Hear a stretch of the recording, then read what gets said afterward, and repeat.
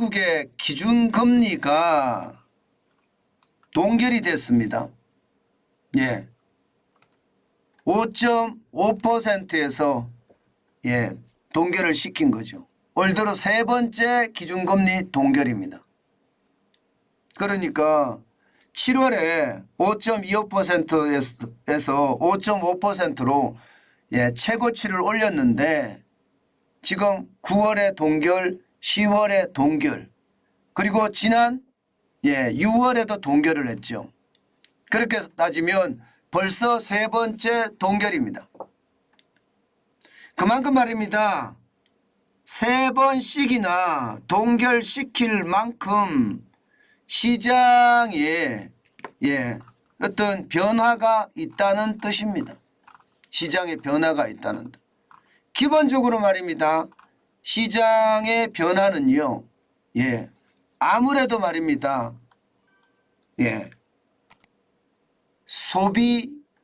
소비자 물가가 그만큼 떨어졌다는 사실이에요. 미국의 중앙은행인 연방준비제도가 선호하는 물가지수가 개인 소비지출 물가지수, PC 물가지수거든요. 이게 9월에 3.4%까지 떨어졌습니다. 8월에 3.5%에서 꺾였어요. 6월에 3.0%보단 많이 올라갔지만 8, 9월 사이에 꺾이는 것을 보면서 더 이상 말입니다. 금리를 올릴 필요가 없겠다, 그렇게 판단한 듯 보입니다. 또한 말입니다. 근원 소비자 물가 지수도 8월에 3.7%에서 9월에 3.7%로 3.9에서 3.7로 바뀌었습니다. 2022년 2월에 5.4%로 최고치를 찍었거든요.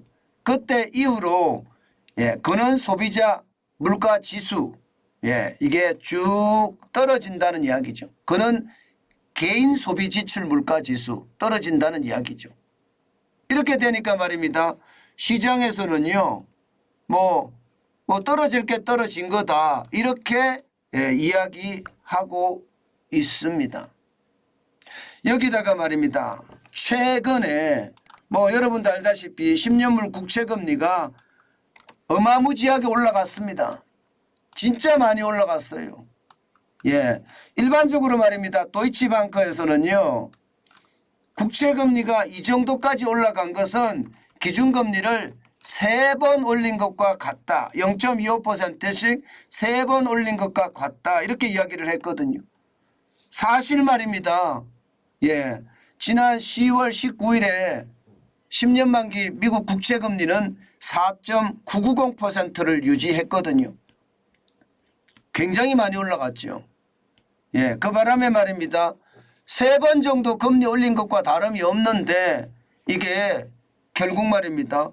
기준금리를 올릴 이유가 없지 않느냐.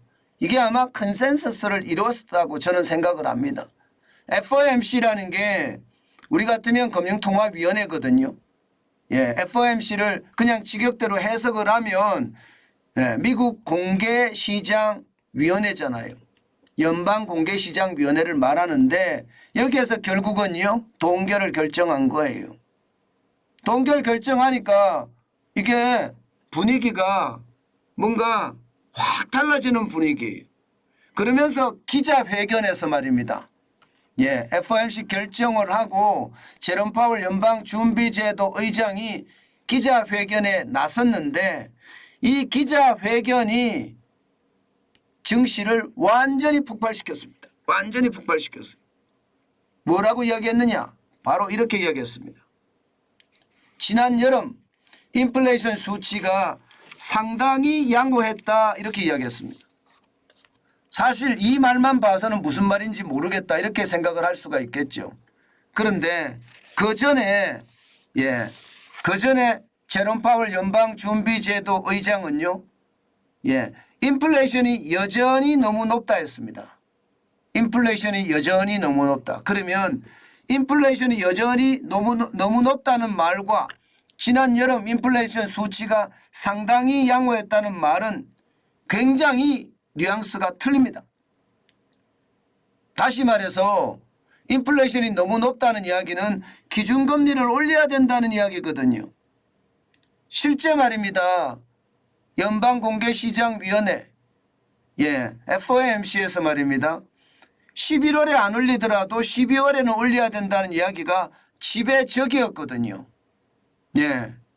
왜냐하면 실질금리가 5.6%까지 이야기가 나왔으니까 충분히 올려야 된다 그런 이야기가 나와 있던 차에 연방준비제도 제롬 파월 의장이 지난 여름 인플레이션 수치가 상당히 양호했다 이렇게 말을 하는 순간 시장은요 완전히 돌변했습니다. 그만큼 말입니다. 인플레이션이 여전히 높다는 말과는 굉장히 상반되기 때문입니다. 그러면서 더하기를 말입니다. 최근 몇 달간의 좋은 수치는 인플레이션이 우리 목표를 향해 지속 가능하게 하락하고 있다는 신뢰를 구축하는 일의 시작에 불과하다. 뭐 말은 어려운데요. 말 자체는 어려운데 쉽게 말하면 인플레이션 잡고 있다는 뜻입니다. 그러다 보니까 시장에서는요 진짜 굉장히 많이 올라갔어요. 뭐 일 필요 없다. 무조건 올라가야 된다는 그런 생각을 했던지도 모르겠습니다. 나스닥 종합지수는 1.64% 210.23에 올라서요. 단숨에 13,061.47 13,000을 회복했습니다.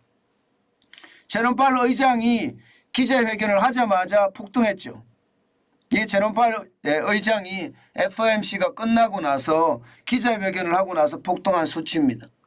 마찬가지로 말입니다. S&P 500 지수도 1.05% 44.06이 올라서 4,200선을 회복했습니다.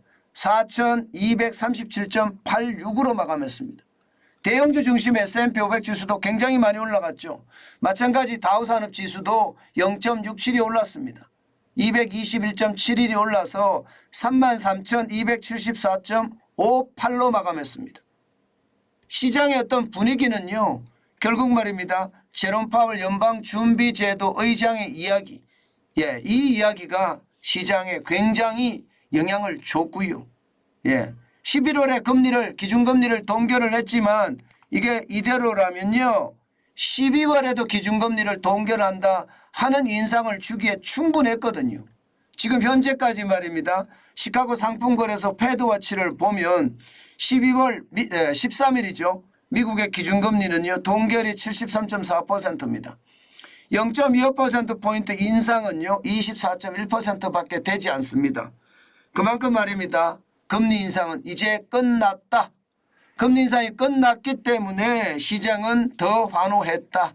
뭐 이런 분위기가 시장에 굉장히 크게 작동이 됐다. 저는 그렇게 봅니다. 그만큼 말입니다. 시장의 분위기는요. 이제 금리는 더 이상 인상이 없다. 이제 금리의 인상보다는 경기를 걱정해야 될 때가 아닌가. 뭐 그렇게까지 이야기할 정도니까요. 앞으로 시장을 더 봐야지 알겠지만 분명한 것은요. 기준금리 인상은 더 이상 없다는 게 현재까지 시장의 평가입니다. 자, 이렇게 되면 우리 시장은 어떻게 될까요? 물론 우리 시장은요. 뭐 미국 시장하고 커플링 쉽게 말하면 미국 시장이 올라가면 우리도 올라가고 내려가면 내려가고 거의 비슷하게 커플링으로 돌아가지만 이게 단순하게 미국 시장만 보지는 않거든요. 중국 시장도 보고요. 또 국내 시장도 보는 거기 때문에 오늘도 변동폭은 굉장히 클 거다. 저는 그렇게 생각합니다. 매번 말입니다. 요즘 시장을 보고 있으면 변동폭이 굉장히 크다. 이런 요소들이 계속 나오는데요. 지금은요. 앞으로도요. 시장의 변동폭은 굉장히 클 거고요. 거기에 대한 대비는요. 반드시 말입니다.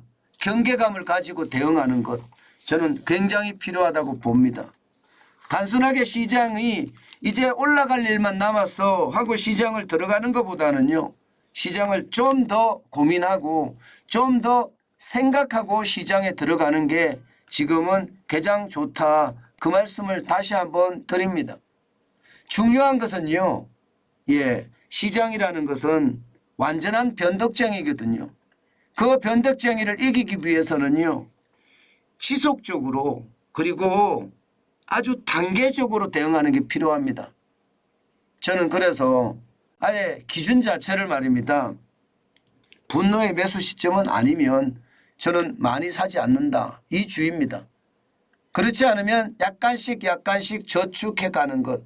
저는 그게 핵심이니까 여러분 시장은 보수적이더라도 아주 극단적 보수적으로 대응하는 것 잊지 말았으면 좋겠다. 그 말씀 또 한 번 드립니다.